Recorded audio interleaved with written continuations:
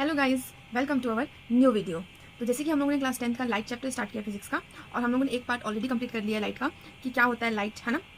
किसको हम रिफ्लेक्शन बोलते हैं, लॉ ऑफ रिफ्लेक्शन किसको बोलते हैं, कुछ कुछ टर्म्स भी अपन ने क्लियर कर लिया। वो जो पूरा एक सर्कल का कॉन्केव कॉन्वेक्स मिरर किसको बोलते हैं, वो सब हमने कल की वीडियो में अच्छे से कंप्लीट कर लिया है। ठीक है, मैं आपको जरा सा एक रिकैप देती हूँ ताकि आपको आज की क्लास समझने में बहुत अच्छा रहेगा। देखो, आज अपन बेसिकली ना हम रूल सीखेंगे पहले, जैसे कि जो रे डायग्राम्स बनते हैं ना मिरर्स में, तो उसके क्या रूल्स हैं, किस रूल्स के बेस पे वो डायग्राम हम बनाते हैं, वो पहले रूल सीखेंगे एंड देन हम उसको बनाएंगे भी। बट उससे पहले मैं आपको कल की क्लास का हल्का से छोटा सा एक रिकैप दे रही हूँ, तो ध्यान समझिएगा उसको। तो देखो, ये कॉन्केव मिरर है, ठीक है। कॉन्केव मिरर के सेंटर को अपन पोल बोलते हैं, और ये पूरे सर्कल के सेंटर को अपन सेंटर ऑफ कर्वेचर कहते हैं। पोल और सेंटर ऑफ कर्वेचर के बीच के डिस्टेंस को बोलते हैं रेडियस ऑफ कर्वेचर, और सेंटर ऑफ कर्वेचर और पोल के बीच का जो मीडियन मतलब जो मिड पार्ट होता है उसको बोलते हैं फोकस, और फोकस और पोल के बीच का डिस्टेंस होता है उसको बोलते हैं फोकल लेंथ। और जो ये लाइन होती है इसको हम बोलते हैं प्रिंसिपल एक्सिस, ठीक है। और जो फोकस और जो फोकल लेंथ होता है, या जो फोकल लेंथ होता है 2 टाइम्स होता है किसके, रेडियस ऑफ कर्वेचर के, ठीक है। बेसिकली रेडियस ऑफ कर्वेचर अगर अपन को निकालना है तो हम क्या करेंगे, फोकल लेंथ का 2 टाइम्स कर देंगे। क्लियर। तो ये बेसिक्स हमने कल क्लियर कर लिया था, ठीक है। तो आज हम स्टार्ट करने वाले रूल्स टू ऑब्टेन इमेज। देखिए, पहला रूल क्या कहता है, रूल ये कहता है a ray parallel to principal axis will pass through focus after reflection और appears to pass through focus, ठीक है। देखो, ये जो रूल्स मैं आपको बता रही हूँ दोनों के लिए एप्लीकेबल है, कॉन्केव के लिए भी कॉन्वेक्स के लिए भी। मैं आपको दोनों ही समझाऊंगी, पर देखो डायग्राम के थ्रू। ये हमारा क्या है, कॉन्केव मिरर। देखो, ये एक रे आ रहा है, जो ये रे आता है इसको हम बोलते हैं क्या है, इंसिडेंट रे, और ये रिफ्लेक्टेड रे हो गया। तो ये रूल क्या कहता है कि कोई भी रे अगर प्रिंसिपल, ये लाइन हमारा प्रिंसिपल एक्सिस होता है, हमने ऑलरेडी देखा है। तो कोई भी रे अगर प्रिंसिपल एक्सिस के पैरेलल में आएगी तो किससे पास होगी, हमेशा फोकस से। एम आई क्लियर कि कोई भी रे अगर प्रिंसिपल एक्सिस के पैरेलल में आएगी तो किससे पास होगी, फोकस से, ठीक है। यही चीज आपका कॉन्वेक्स में भी होता है। जैसे कि प्रिंसिपल एक्सिस है, ये एक रे आई, तो यहाँ पे क्या होगा, हमने बोला ना और appears to pass through the focus, तो यहाँ पे तो ये रिफ्लेक्ट हो जाता है, बट हम क्या करेंगे, अपीयर दिखाएंगे कि appear to pass through focus. तो ये कॉन्केव हो गया, ये कॉन्वेक्स हो गया। तो रूल नंबर 1 इज कंप्लीट कि any ray parallel to principal axis will pass through focus. तो देखो, सेकंड रूल क्या कहता है, a ray passing through the principal axis, passing through the principal focus will become parallel to principal axis after reflection. ये just ऊपर वाले rule का opposite version ही है, ठीक है। इसमें क्या कह रहा है, डायग्राम पे तो देखते हैं, ठीक है। तो देखो, ये रूल क्या कहता है कि कोई भी रे अगर किससे पास करेगी, फोकस से, आपको दिख रहा है ये रे आया फोकस पे, तो किसके पैरेलल हो जाएगी, प्रिंसिपल एक्सिस के। तो ये जस्ट ऊपर वाले का अपोजिट ही है कि कोई भी रे अगर फोकस से पास करेगी तो कहाँ पास हो जाएगी, पैरेलल टू प्रिंसिपल एक्सिस, और ये appear to parallel to principal axis, ये होगा आपका कॉन्वेक्स का, ये कॉन्केव, ये कॉन्वेक्स।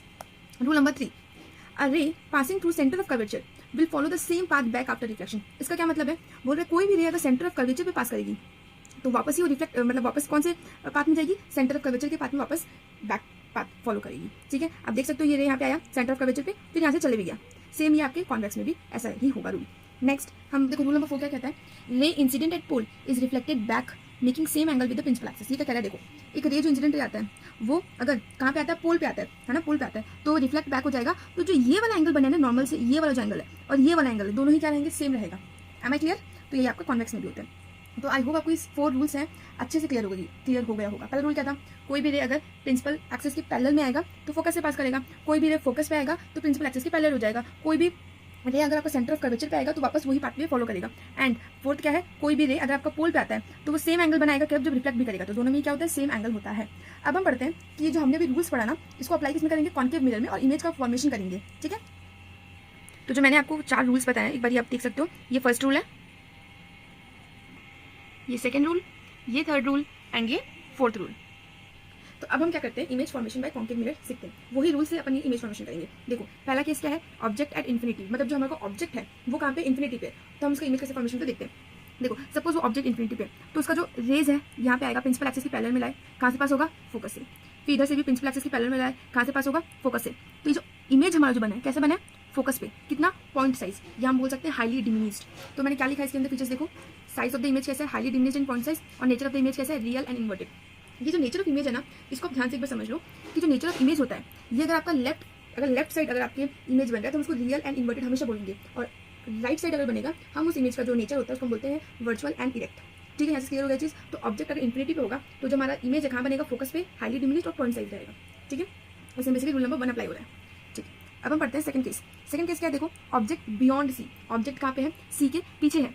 जब सी के पीछे है तो हम यहाँ पे रूल नंबर 1 अप्लाई कर रहे हैं, प्रिंसिपल एक्सिस के पैरेलल में लाए, फोकस से पास हुआ, और यहाँ से सेंटर ऑफ कर्वेचर वाला रूल अप्लाई कर रहे हैं कि सेंटर ऑफ कर्वेचर से जाएगा तो फिर वो सेम पाथ फॉलो करेगा। तो जो हमारा इमेज है ये बेसिकली इंटरसेक्ट कहाँ हो रहा है अपन को वो देखना होगा। इंटरसेक्ट यहाँ पे हुआ है तो हमारा इमेज बहुत छोटा बना है, हाईली डिमिनिज्ड है क्या, नहीं, सिर्फ डिमिनिज्ड है, पॉइंट साइज नहीं है, छोटा है।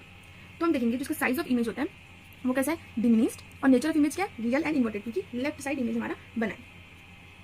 तो अब हमारा केस 3 क्या है, ऑब्जेक्ट एट सी। जो हमारा ऑब्जेक्ट है सी के ऊपर है, मतलब सी के ऊपर है। तो देखो ये ऑब्जेक्ट है, तो रूल नंबर फर्स्ट फॉलो करेंगे, प्रिंसिपल एक्सिस से पास करे, मतलब प्रिंसिपल एक्सिस के पैरेलल रहेगा तो फोकस से पास करेगा।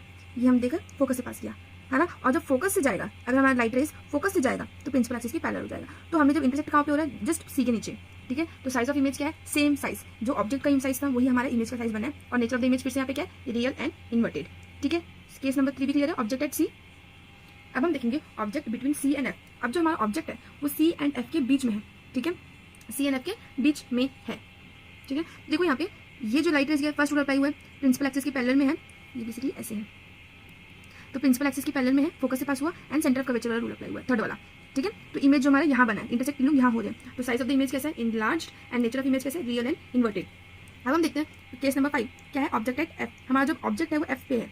तो देखो रूल अप्लाई कौन सा होगा, फर्स्ट वाला, प्रिंसिपल एक्सिस के पैरेलल, तो फोकस से पास हुआ, ठीक है। और जो हमने लास्ट रूल पढ़ा था, लास्ट रूल क्या था कि जब पोल पे आएगा तो सेम एंगल से रिफ्लेक्ट भी होगा, है ना। तो यहाँ पे जो हमारा इमेज है बेसिकली कहाँ बनता है, इन्फिनिटी भी बनता है, ऐसे बोला जाता है, बट बेसिकली इमेज बनता ही नहीं है, बट ऐसे बोलते हैं कि इन्फिनिटी पे इमेज बनेगा हमारे इस केस में, क्लियर।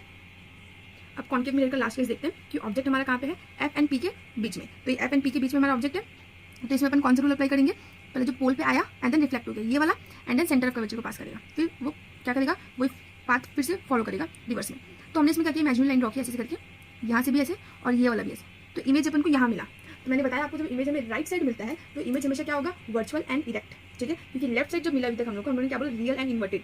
पर जब राइट साइड हमारे को इमेज मिलता है तो हम बोलते हैं वर्चुअल एंड इरेक्ट है उसका nature. And size of the image क्या है, इनलार्ज्ड, और नेचर ऑफ द इमेज क्या है, virtual and erect. I hope आपको ये 6 केस क्लियर हो गया होगा कॉन्केव मिरर के साथ, ठीक है, ठीक है। ये एनसीईआरटी बुक में आपको ये 6 केस दिया हुआ है, आप देखिए आप समझ सकते हो इजीली। जो मैंने आपको बताया केस नंबर 1 2 3 4 5 6 वही है, ठीक है। और आप ये भी टेबल देख सकते हो, बहुत इंपॉर्टेंट टेबल है कि जो हमने अभी 6 केस करा ना, वही 6 टेबल का आपको एक टेबल के फॉर्म में दिया हुआ है 6 केस का। देखो जब इन्फिनिटी पे था, बियॉन्ड सी था, एट सी था, बिटवीन सी एंड एफ है, जब एफ पे है और बिटवीन पी एंड एफ है, तो उसका पोजीशनिंग ऑफ इमेज कैसे आया था, हमने सारे रेड डायग्राम में देखा भी। इसमें जब इन्फिनिटी पे था तो फोकस पे आया था, जब सी पे हमने बियॉन्ड सी रखा था तो बिटवीन एफ एंड सी था, जब सी पे रखे थे अपन ऑब्जेक्ट को तो इमेज भी सी पे बना था। ये सारा केस पढ़ सकते हो। वैसे साइज ऑफ द, ठीक है, तो साइज ऑफ द इमेज अपन को इसमें मैंने जो कर लिया वही दिया हुआ है, and the nature of image. इसमें सिर्फ एक ही इमेज जो हमने बना था वर्चुअल इनडायरेक्ट था, वो जो बिटवीन पी एंड एफ वाला केस था। बाकी सब में आप देख सकते हो real and inverted he nature of the image है। अब हम देखते हैं यूजेस ऑफ कॉन्केव मिरर। अच्छा एक और चीज इंपॉर्टेंट है यहाँ पे, हम कॉन्केव मिरर को कन्वर्जिंग मिरर भी कहते हैं। कन्वर्जिंग मिरर क्यों कहते हैं, क्योंकि वो लाइट रेज को कन्वर्ज कर देता है। एंड कॉन्वेक्स मिरर को हम डाइवर्जिंग मिरर भी कहते हैं, ठीक है। यूजुअली क्या होता है, जब हम कॉन्केव मिरर यूज करते हैं ना, तो हम लोग को आप देख सकते हो जनरली इमेज हमें मिलता है, कैसे मिलता है, लार्ज फॉर्म में मिलता है, ठीक है।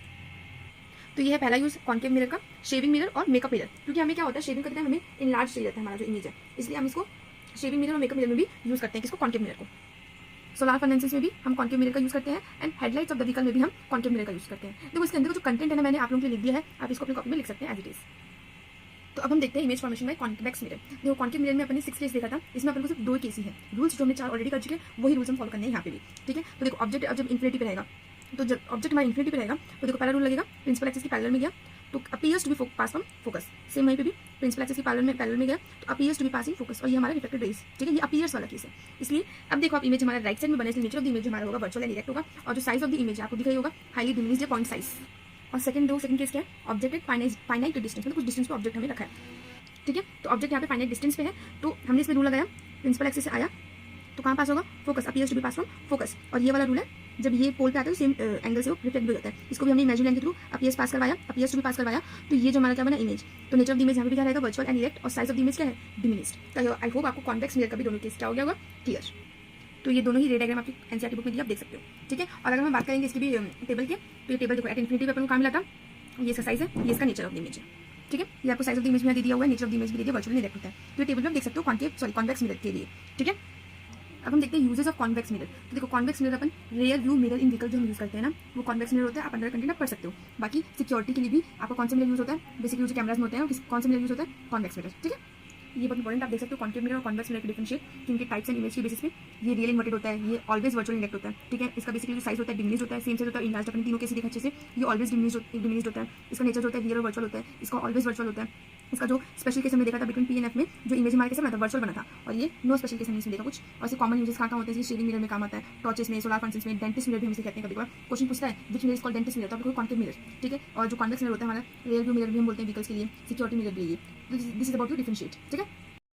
तो ये लास्ट टॉपिक है, इसी साइन कन्वेंशन क्या होता है, ये मैंने बेसिकली अपनी नोट्स बना दिया है कि कैसे वर्क करता है, ठीक है। इसमें कुछ रूल्स है, आपको बता देती हूँ मैं, ताकि आपको इजीली हो क्वेश्चन सॉल्व करने में। बहुत ईजी क्वेश्चन आते हैं इसके, ये रूल्स आपको डायग्राम तो नहीं समझ आ रहा हूँ, बता देती हूँ क्या होता है। बेसिकली जो ऑब्जेक्ट और डिस्टेंस, जो ऑब्जेक्ट का डिस्टेंस होता है हम उसको यू से रिप्रेजेंट करते हैं, और वो ऑलवेज पॉजिटिव होगा, है ना। फोकल लेंथ जो होता है आपको कॉन्केव मिरर का हमेशा नेगेटिव लोगे, जो भी आपको बेसिकली नंबर दिया होता है उसको नेगेटिव ही लोगे, और जो फोकल लेंथ आपको कॉन्वेक्स मिरर का दिया उसको मतलब क्या लोगे, पॉजिटिव, ठीक है। तो आपको क्या याद रखना है कि जो मिरर फॉर्मुला होता है, देखो ये मिरर फॉर्मुला मैंने आपको ऑलरेडी लिख दिया है, ये सब किसको हम बोलते हैं, ये सब यहाँ पे लिखा है ऑलरेडी, आप इसको रीड करोगे इजीली बन जाएगा। बाकी मैग्निफिकेशन निकालने का फॉर्मुला यहाँ पे मैंने दे दिया, ठीक है, हाइट ऑफ द इमेज और हाइट ऑफ द ऑब्जेक्ट से आप ऐसे निकाल सकते हो। इसमें आपको बेसिकली याद रखना, आप एच को डिनोट करोगे आपके ऑब्जेक्ट की हाइट को, आप h1 को डिनोट करोगे आपकी इमेज की हाइट को, ठीक है, या आप u को डिनोट करते हो ऑब्जेक्ट के डिस्टेंस को, और v को आप लिखते हो इमेज के डिस्टेंस को, ठीक है। बाकी मैंने अपनी नोट्स ऑलरेडी बना के रखा हुआ है, आप इसको भी गो थ्रू कर सकते हो, बहुत ईजी नोट्स है, ठीक है। तो ये पूरा नोट्स है आपका रिफ्लेक्शन का।